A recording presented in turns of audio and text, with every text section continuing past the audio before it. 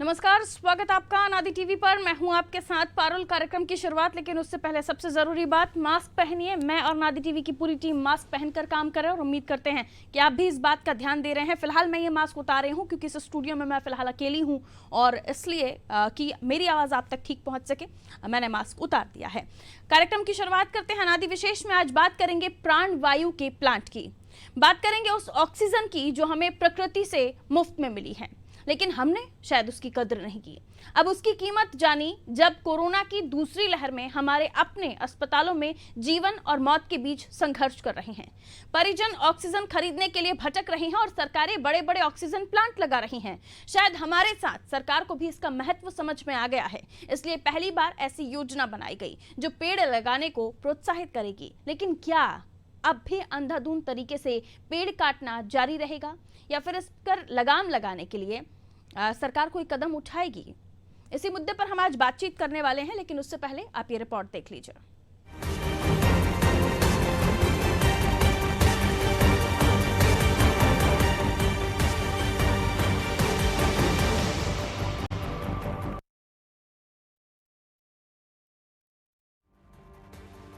Corona महामारी के इस दौर में मध्य प्रदेश सरकार एक और योजना शुरू करने जा रही है और अभी तक जो कार्य अकेले मुख्यमंत्री शिवराज सिंह चौहान कर रहे थे, उसे अब बड़े स्तर पर शुरू किया जाएगा।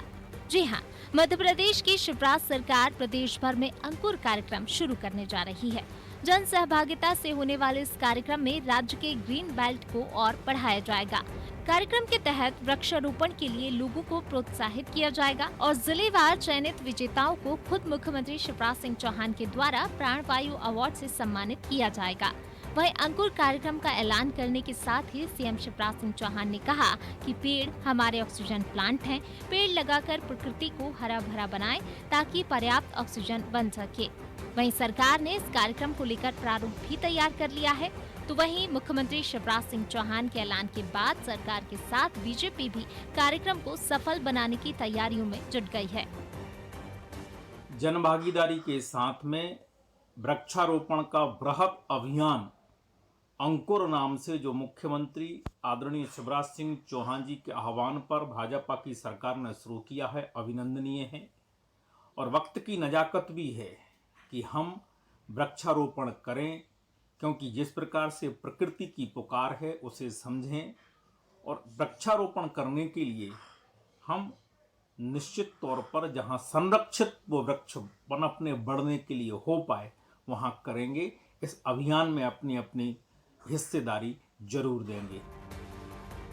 मध्य प्रदेश के ग्रीन बेल्ट को बढ़ाने के लिए राज्य सरकार जहां अंकुर कार्यक्रम करने जा रही है, तो वहीं कार्यक्रम पर कांग्रेस ने निशाना साधा। कांग्रेस नेताओं का कहना है कि सरकार कोरोना के मुद्दे से भटकाने के लिए ऐसे आयोजन कर रही है ताकि बीजेपी अपनी गलतियां छिपा सके। भोपाल में स्मार्ट सिटी बनाने के लिए हजारों पेड़ काट डाले आपने, हरियाली हरे और फलदार वृक्ष काट डाले। वही काम छतरपुर में कर रहे हैं। तो सरकार की मंशा पर्यावरण को बचाने की है या सरकार की व्यापारिक गतिविधियों के लिए पर्यावरण को तिलांजलि देने की है? सरकार को पहले ये स्पष्ट करना चाहिए। और हरियाली महोत्सव जो है और हरिया अंकुर अभियान जो है उसको जोर शोर से बिना भ्रष्टाचार रहित अगर होगा तो वो कामयाब होगा, लोगों के लिए फ़ायदेमंद होगा। अन्यथा उसका हाल भी पुराने जैसा होना चाहिए कि हरियाली महोत्सव 15 साल से माननीय मुख्यमंत्री जी मना रहे हैं, लेकिन आज तक उसका कोई रिजल्ट, उसका कोई परिणाम सामने नहीं आया। अंकुर कार्यक्रम को सफल बनाने के लिए मध्य प्रदेश सरकार ने कई योजनाएं बनाई हैं, लेकिन सवाल यही है कि आखिर जंगलों की अवैध कटाई कैसे रुकेगी? क्योंकि जब तक जंगलों की अवैध कटाई नहीं रुकेगी, तब तक सरकार अपनी मुहिम में सफल नहीं हो पाएगी। एक तरफ सरकार पेड़ लगाती है और पेड़ों की रक्षा के लिए अधिकारी कर्मचारी तैनात करती है, तो दूसरी तरफ उन्हीं कर्मचारियों की मिली भगत से प्राणदाता पेड़ों को काट दिया जाता है। बहरहाल देखना होगा कि सरकार पेड़ों की अवैध कटाई को रोकने के लिए भी कोई योजना बनाती है या फिर ऐसे ही जंगलों में कटाई जारी रहेगी। ब्यूरो रिपोर्ट, अनादि टीवी।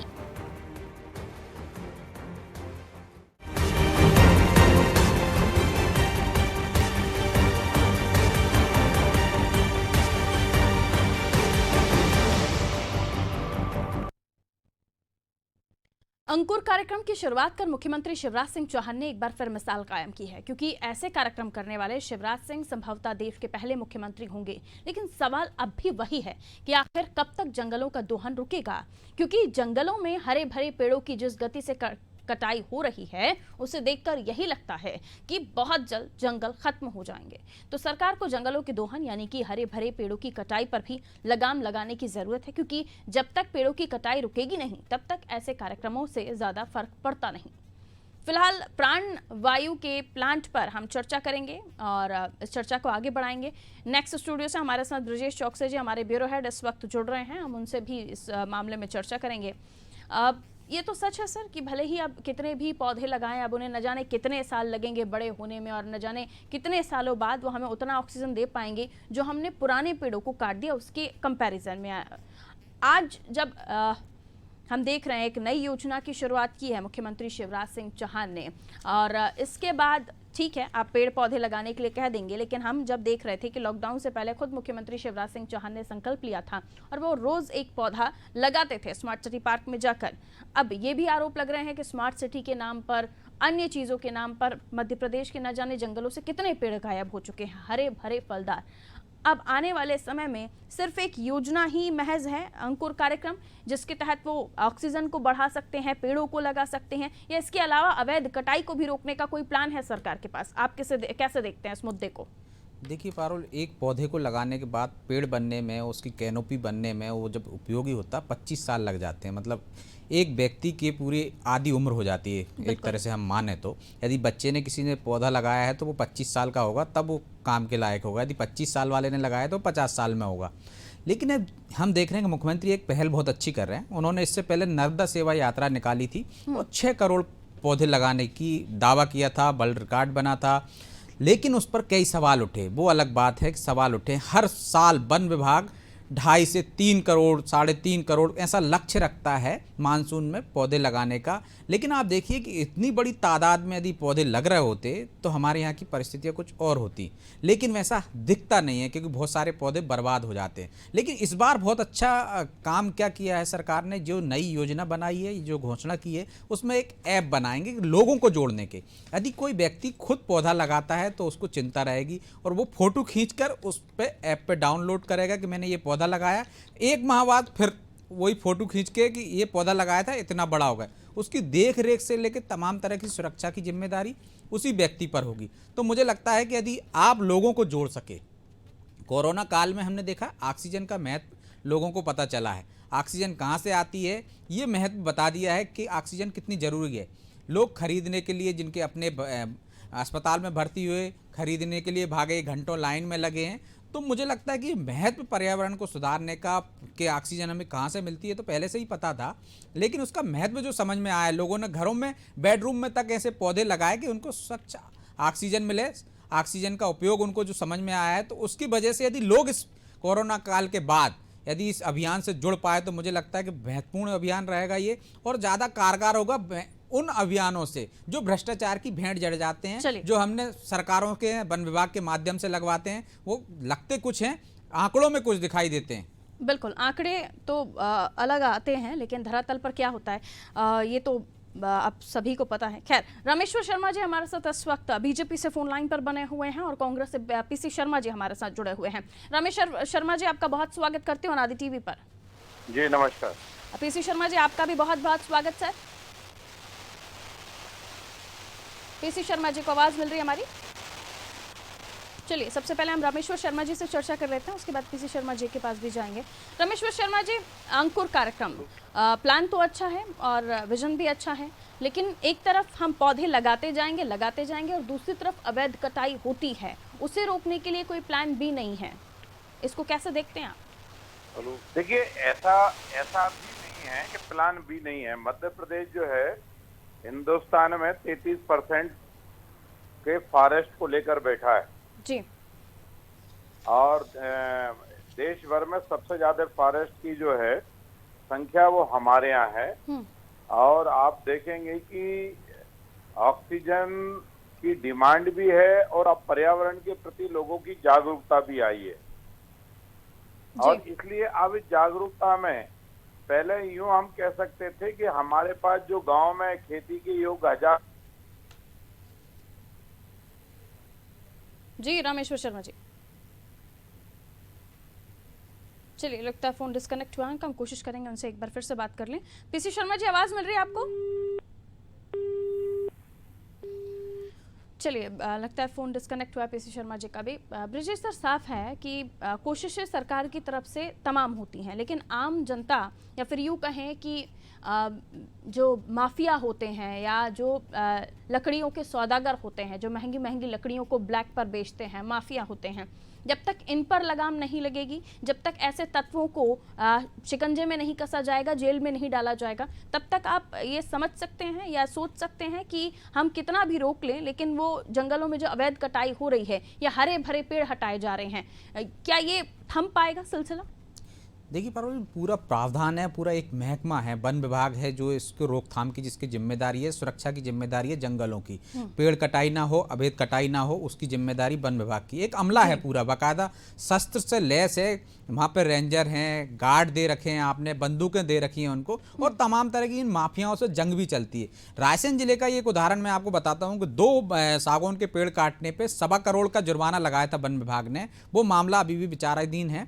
उस पर जुर्माना इसलिए लगाया कि वैल्यू निकाली उनने, एक पेड़ से क्या फायदे होते हैं, तो उसमें आया कि 52 लाख तक के उपयोगी है वो अपन को देता है, 19 लाख की कम से कम वो ऑक्सीजन देता है, अन्य तमाम तरह की, इस आधार पर उस पर जुर्माना लगाया। तो पेड़ का महत्व तो हमारे यहाँ ऋषि मुनि तक बताते गए हैं। उनने बच्चे से तुलना की है, आपकी संतान से तुलना की है कि एक पौधा आप लगाओगे तो एक बच्चे को जन्म देने जैसा आपने पुण्य किया है। तो आप देखिए, पेड़ का महत्व पहले से लोग जानते थे, लेकिन माफिया, जैसे आपने कहा माफिया सक्रिय है, तो उस पर कार्रवाई भी लगातार होती है, लेकिन सख्त कार्रवाई और होना चाहिए। यदि किसी ने 1 पेड़ काटा है तो उस पर जुर्माना भी वही है, और किसी ने 10 पेड़ काटे हैं तो भी जुर्माना वही है। तो मुझे लगता है कि आप उसको सजा में प्रावधान करें, अवैध कटाई पे रोक लगाएं। पहले तो सरकार अपने स्तर पर, जैसे कि हमने देखा विधानसभा अध्यक्ष थे जब समकालीन विधानसभा का कार्यभार संभाल रहे थे, तो रामेश्वर शर्मा जी ने भी यहाँ अवैध पेड़ काट कर जो आवाज बनाए जा रहे थे विधायकों को, उस पर रोक लगाई थी मीडिया की जागरूकता के कारण। तो इस तरह के जो काटने की जरूरत नहीं है पेड़, वो ना काटें। हम स्मार्ट सिटी के नाम पे बड़े तादाद में पेड़ काट देते हैं, जबकि नियम है कि 1 पेड़ काटोगे आप तो 10 पेड़ आपको लगाना पड़ेंगे। लेकिन वो 10 पेड़ लगते कहाँ हैं, ये कहीं नहीं नजर आते हैं। कटते हुए नजर आएंगे, लेकिन वो 10 पेड़ कहाँ लगाए हैं, किसने लगाए हैं, और उनकी सुरक्षा कौन कर रहा है, इसका दायित्व भी होना चाहिए संबंधित कंपनी पे, कि जब तक वो बड़े ना हो जाएं, सुरक्षित ना हो जाएं, 10-10 साल के ना हो जाएं, तब तक आपको देखरेख करना है। लेकिन ऐसा होता नहीं है।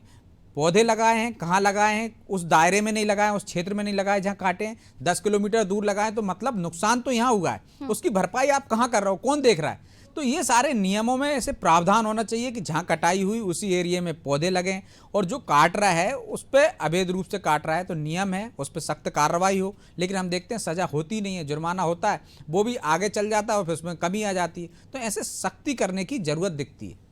पीसी शर्मा जी हमारे साथ वापस से जुड़ गए हैं, बहुत स्वागत करती हूँ पीसी शर्मा जी आपका अनादि टीवी पर। जी नमस्कार।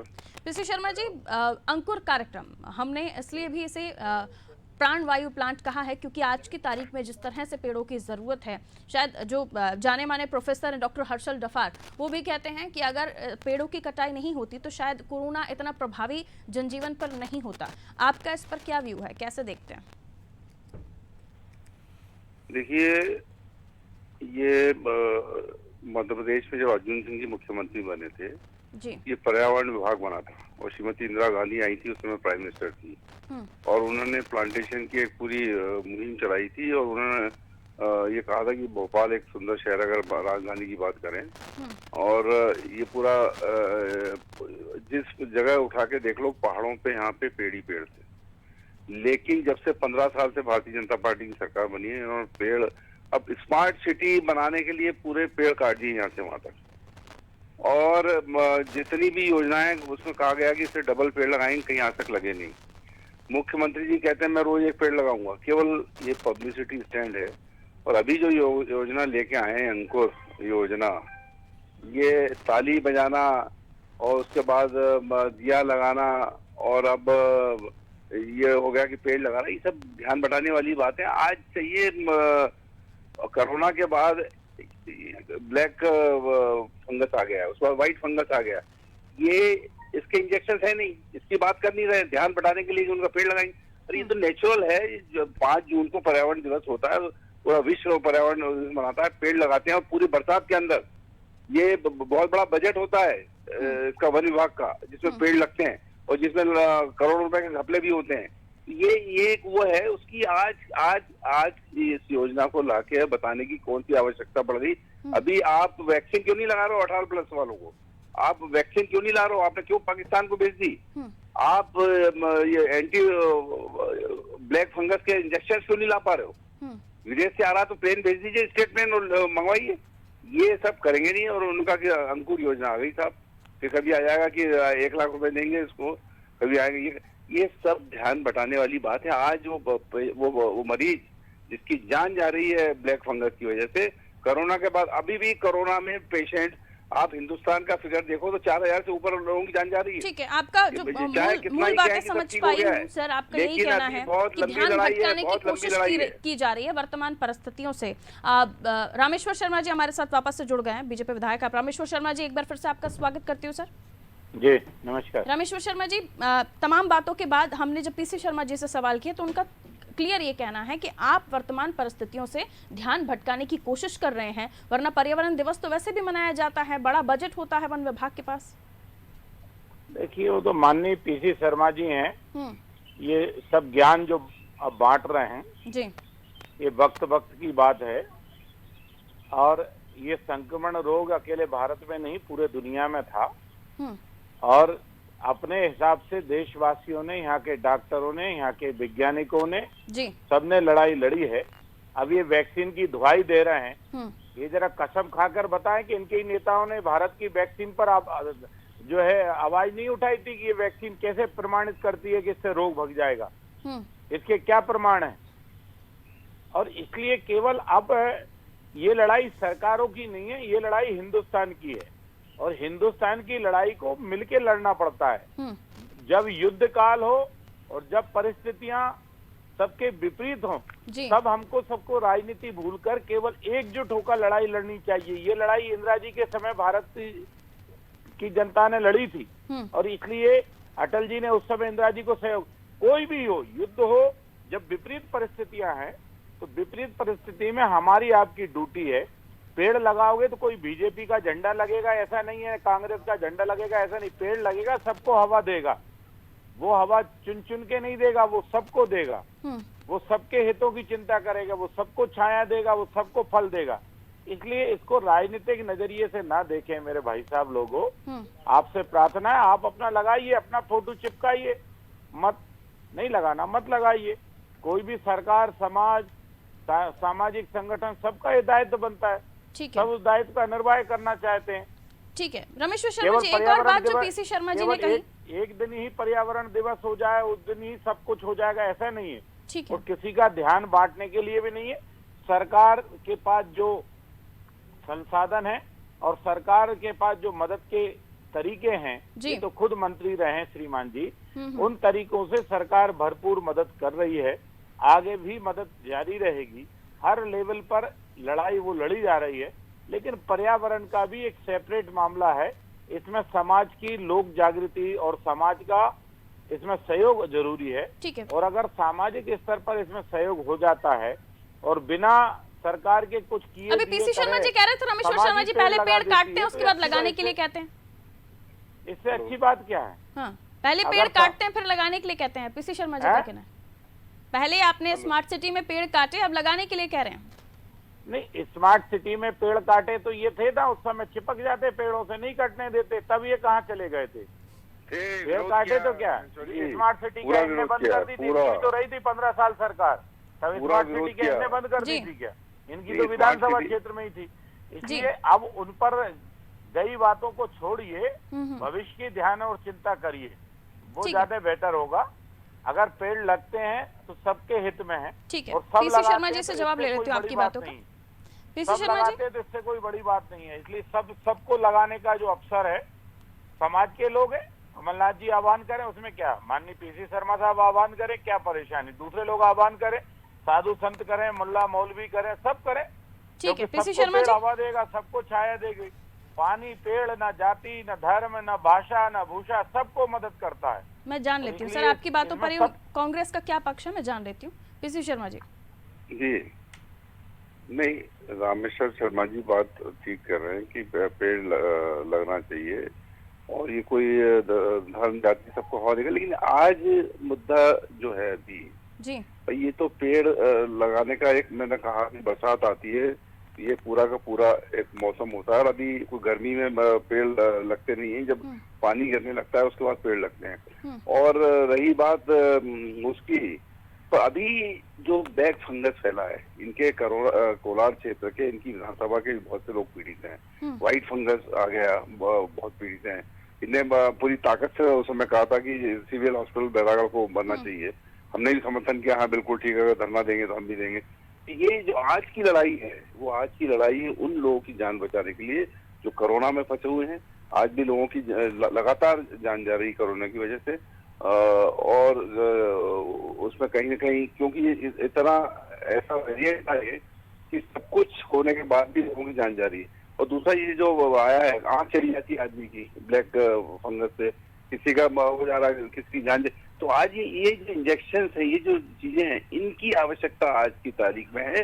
इस पे पूरा ध्यान सरकार को बटाना चाहिए, क्योंकि ये काम तो सरकार कर सकती है, मैं रामेश्वर शर्मा भी नहीं कर सकते, इसलिए इनकी चीजों की आवश्यकता है, इससे होना चाहिए। और पेड़ तो लाते ही हैं, पर्यावरण मंच बनाया था हमने पार्षद जब थे 83 में, और ये जो पहाड़ी है शाहपुरा की, जिसमें कुछ क्षेत्र इनका भी आता है, कोलार का, ये सब हमने उस समय ग्रीन करा दिया था, हाउसिंग बोर्ड की कॉलोनी बनने वाली थी। तो ये उस पे तो लगातार हमने काम किया है, और भोपाल जितना ग्रीन रहा है इतना कोई शहर मध्य प्रदेश का नहीं होगा। किसी जगह भी खड़े हो जाओ तो आपको मंत्रालय, लेकिन सवाल ये कि आज क्या है, आज हमें चाहिए वो दवा, वो इंजेक्शन जो ये बीमारियों से बचा सके, उसकी आवश्यकता है। और दूसरा ये है कि थर्ड वेरिएंट की बात हो रही है, बच्चों की बात हो रही है कि बच्चों को आएगा, उस समय क्या स्थिति होगी, उसकी तैयारी होने की बात है। ये पेड़ तो जो है ये रूटीन है, लगते ही रहेंगे। दोनों की तैयारियों के लिए पूछ लेती हूँ। रामेश्वर शर्मा जी सीनियर एमएलए हैं, सीनियर पॉलिटिशियन हैं। तैयारी करने की आवश्यकता है। हाँ, जो लोग आज फंसे हुए हैं हम इसमें ब्लैक फंगस में, उसको आज की तारीख में आज एक इंजेक्शन नहीं है। आज की तारीख में मैं एक शमशान घाट तमाम आरोपों पर आपके जवाब ले लेती हूं। जी मंत्री जी मिले थे, उनसे पूछा, भैया बाहर से आएंगे सब, है नहीं, तो ये कैसे आए, ये मेन मुद्दा है आज की तारीख में। ठीक है, इसलिए मैं कह रहा हूँ ये ध्यान बटाने वाली बात है। ठीक है, ध्यान बटाने की कोशिश हो रही है रामेश्वर शर्मा जी। और आगे क्या प्लान है थर्ड वेरिएंट को लेकर, और अभी इंजेक्शन नहीं मिल रहा है, ब्लैक फंगस के मामले बढ़ते जा रहे हैं। शर्मा जी, रामेश्वर शर्मा जी। निश्चित रूप से ये चिंता का विषय है और सरकार ने भी चिंता व्यक्त की है। कल मुख्यमंत्री जी के साथ हम लोगों के साथ बैठकें भी हुई थी जी। और ये जो इंजेक्शन है ब्लैक फंगस का, शायद भारत के अंदर नहीं बन रहा है, ये विदेश में बन रहा है। और मध्य प्रदेश सरकार ने 6,500 इंजेक्शनों के 3,000 के पहले और 3,000 के 3,500 के बाद में ऑर्डर दिए हैं। अब कंपनी ने जैसे ही यस नो करेगी तो हो सकता है स्टेट प्लान भी हम भेज के बुलवा सकते हैं, या उनके प्लान से जो दवा आएगी वो दवा हमारे सरकार के द्वारा ऑर्डर कर दिए गए हैं, आ जाएगी। और क्योंकि ब्लैक फंगस भी कोरोना का ही सेकेंड वेव की तरह काम कर रहा है, निश्चित रूप से लोगों की जानें जा रही हैं, आंखें भी जा रही हैं, ये सारे संकट हैं। लेकिन कुल मिलाकर सारे संकटों में समाज के हौसले को बढ़ाए रखना और लड़ना ये जरूरत है, और सरकार की भी ये ड्यूटी है। हम इससे जो है मना इनकार नहीं कर रहे, सरकार की भी ये ड्यूटी है कि सरकार समय रहते हुए अपने हॉस्पिटलों को अपग्रेड करे और डॉक्टरों की टीम जो अभी बहुत अच्छा काम किया है उनके हौसले और मनोबल को बढ़ाए रखे। आगे भी हमें को इन्हीं की सेवाएं लेना है। बिल्कुल बिल्कुल। ब्रिजेश जी, पॉजिटिविटी रेट कम हो रहा है, इसका मतलब काम तो ठीक हो रहा है, लोगों का दुरुस्त होना, घर जाना। हाँ, ये भी सच है कि हमने लाशें भी देखी हैं। अब सवाल ये कि क्या इंजेक्शन नहीं होगा तो क्या हम पेड़ नहीं लगाएंगे, क्योंकि ये दोनों डिपार्टमेंट से अलग है ना। वन विभाग का काम अलग है, आपको अगर घर पे प्लांट लगाना है, किसी को कोई ठीक ठाक है, खुश है फैमिली, तो अगर वो पौधा लगा लेती है तो उसमें दिक्कत क्या है, उस पौधे को संभाल कर बड़ा करती है तो उसमें दिक्कत क्या है? देखिए पारुल, सरकार के पास बहुत सारे काम होते हैं। निश्चित तौर पे कोरोना अभी एक महामारी चल रही है, तो पूरी सरकार, वो पूरा तंत्र उसमें लगा हुआ है। लेकिन जब हम अनलॉक की दिशा में बढ़ रहे हैं, वो पॉजिटिविटी रेट आपका देखिए होता जा रहा है, मरीज कम होते जा रहे हैं, मौत के आंकड़े भी कम होते जा रहे हैं, तो सरकार का जैसे अनलॉक करते हैं वैसे ही सरकार के दूसरे कामकाज भी शुरू हो जाते हैं। अभी 10% से हम काम करा रहे हैं, आगे जाके हम 25% कर्मचारियों को मिलाएंगे, तो मानसून आ गए तो अन्य योजनाएं भी होंगी। ये नहीं है कि अब सरकार एक ही चीज में बैठी रहेगी कि वो इंतजार करेगी जब कोरोना पूरी तरह से खत्म हो जाएगा इसके बाद हम दूसरे काम करेंगे। तो काम तो सभी तरह के चलते हैं, जो काम जिसका है वो कर रहा है। स्वास्थ्य अमला, स्वास्थ्य महकमा वो काम करेगा, डॉक्टर इलाज करेंगे, सरकार का दूसरा महकमा क्या है, जब तक बैठा रहेगा तो वो भी काम करेगा। यदि हम अंकुर अभियान चला रहे हैं या कोई योजना लेके आ रहे हैं पेड़ पौधे लगाने की, निश्चित तौर पर अच्छी बात है, मानसून में उसको शुरुआत करनी चाहिए। हर मानसून में करते हैं, ये कोई पहली बार नहीं है, लेकिन इस बार सिर्फ जनता को जोड़ने की कोशिश की जा रही है ताकि लोगों को भी महत्व समझ। जब मैं खुद एक पेड़ लगाऊंगा तो मुझे उसकी चिंता रहेगी, और जब मैं अगले 1 महीने में उसका फोटो खींच के फिर उसी ऐप पे डालूंगा तो मैं इसकी फिक्र करूंगा कि वो सुरक्षित रहे, 1 महीने बाद कितना बड़ा है, मैं उसकी देखरेख करूं। डेवलप हो जाएगा आपस में ही लोगों के, कि एक कॉलोनी है उसमें कितने पौधे किसने लगाया, उसकी किस तरह से केयर की। हम देखते हैं इस तरह के भी लोग बहुत हॉबीज रखने वाले होते हैं। पीसी शर्मा जी, इसमें ठीक है, आपके आरोप कहीं ना कहीं ठीक है, लेकिन इसमें भी तो कोई दिक्कत नहीं ना कि अगर अंकुर कार्यक्रम के तहत लंबे समय तक लोग पेड़ लगाएं, पेड़ों की केयर करें, उसको फेसबुक पर या किसी सोशल मीडिया पर उसका पोस्ट अपलोड करें। PC Sharma ji, PC Sharma ji. अरे फिर मेरी समझ में नहीं आ रहा है, पत्रकार महोदय बोल रहे हैं लोगों को अभी जान की पड़ी हुई है, लोगों के अनलॉक हो रहा है तो खाने के लिए है नहीं, राशन है नहीं, उसकी वो करेंगे ये अभी अंकुर की तरफ निकल जाएंगे। ताजुब है, वो विजय शाह जी है, वन मंत्री लगाए, उनका डिपार्टमेंट है। 10% तो लोग आ ही रहे अभी, और 30 तारीख के बाद अनलॉक की वो भी कह नहीं सकते। भोपाल जो है इस समय मैक्सिमम है मध्य प्रदेश के अंदर, अनलॉक कर पाएंगे नहीं कर पाएंगे, सीमित करेंगे। लोग वो देखें, दाल रोटी देखें, नौकरी देखें, चूल्हा चक्की देखेंगे, ये इसकी तरफ अंकुर की तरफ लोग बढ़ जाएंगे कि अब ये बड़ा अच्छा ले आए, इसे करें। ये जिनके डिपार्टमेंट उनकी करेंगे। नहीं, जरूरी है या नहीं पौधे लगाना, पेड़ लगाना, पीसी शर्मा जी, ये मैं चाहती हूँ कि जनता के सामने विपक्ष की बात जाए। लोग बचेंगे तो पेड़ लगाएंगे, बचे तो पेड़ लोग। कोरोना से, जो बचे हुए हैं वो भी ना लगाएं। परिवार के परिवार हर तीसरा घर में देख लीजिए आप, राजकुमार केसरवानी इतना बड़ा पत्रकार वो चले गए, कई पत्रकार चले गए। इस दौर में तो न जाने कितनों को, और न केवल मध्य प्रदेश में, तमाम राज्यों में जहां कांग्रेस की भी सरकार है वहां पे भी मौतें हुई। पहले लोग घर संभले, लोगों के घर संभले, लोगों के घर में दाल रोटी आए, उनका घर चले, उसकी नौकरी चले। इम्पोर्टेंट सवाल आपका मैं लेकर जा रही हूँ रामेश्वर शर्मा जी के पास। रामेश्वर शर्मा जी, अनलॉक की तरफ प्रदेश जा रहा है, उसके बाद का प्लान क्या है? कैसे लोगों को काम मिलेगा, कैसे रोजगार मिलेगा? चलिए ठीक है सर, मैं कोशिश करूंगी आपकी बात मैं आगे ब्रजेश सर से भी पूछ लूं। जी बहुत बहुत शुक्रिया सर हमारे साथ जुड़ने के लिए। रामेश्वर शर्मा जी का भी बहुत शुक्रिया हमारे साथ जुड़ने के लिए। ब्रजेश सर, राजनीति अपनी जगह है, राजनेता बिल्कुल करें, कोई दिक्कत नहीं है, उनका काम है। और ऐसे समय पर जब क्योंकि हमने ये भी देखा कि ऑक्सीजन की, क्योंकि मैं अभी पढ़ रही थी एक आर्टिकल जिसमें बताया गया कि जो डॉक्टर प्रोफेसर हर्षल डफार हैं, उन्होंने कहा कि अगर पर्याप्त ऑक्सीजन होती, यानी कि वायु में पर्याप्त ऑक्सीजन होती, हमने पेड़ पौधों को उस हद तक नहीं काटा होता जिस हद तक ऑक्सीजन की ज़रूरत होती है, तो शायद ये कोरोना का जो प्रकोप है उतना ज़्यादा नहीं होता। क्योंकि न केवल मध्य प्रदेश, सभी राज्यों के यही हाल है, सभी जगह पेड़ काटकर ही विकास की बात कही जा रही है। और उसके ऊपर अगर ऑक्सीजन की बात कही जाए तो एक व्यक्ति के लिए कितना ऑक्सीजन आप लाएंगे? कमी तो हुई है ऑक्सीजन की, लेकिन ये भी नकारा नहीं जा सकता कि पेड़ों की कटाई की वजह से भी पर्यावरण में ऑक्सीजन की कमी हुई थी।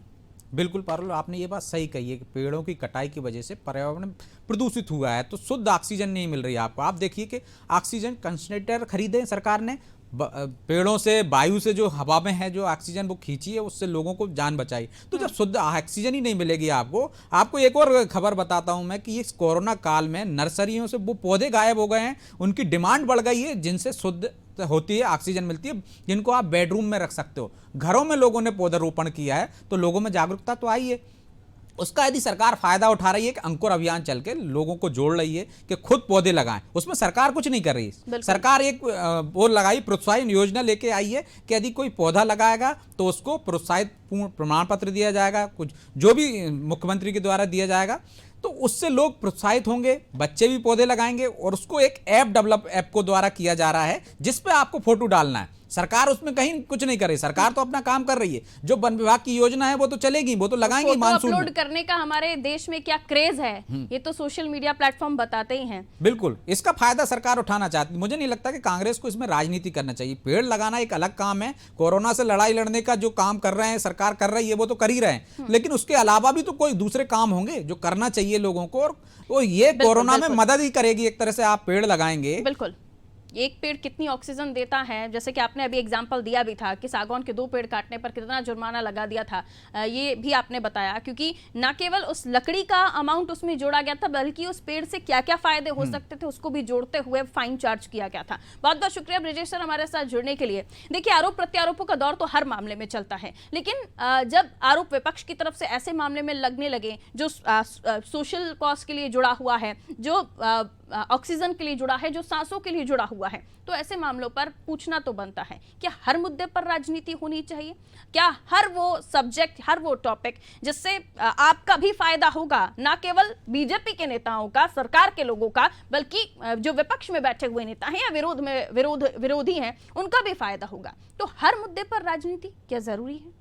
खैर, नेता हैं, राजनेता हैं, इन्हें राजनीति अगर ये नहीं करेंगे तो इनके नंबर भी कट जाएंगे, ये भी सत्य होता है। खैर, मुझे दीजिए इजाजत, और खबरों के लिए आप देखते रहिए अनादि टीवी। मास्क पहनिए, मैं भी मास्क पहन रही हूँ, और मास्क पहनना इसलिए भी ज़रूरी है क्योंकि कोरोना है, कोरोना गया नहीं है। आप अपना ख्याल रखिए, अपने परिवार का ख्याल रखिए, कहीं पर भी जाएं मास्क पहन कर जाएं। दीजिए इजाजत, रखिए ख्याल, नमस्कार।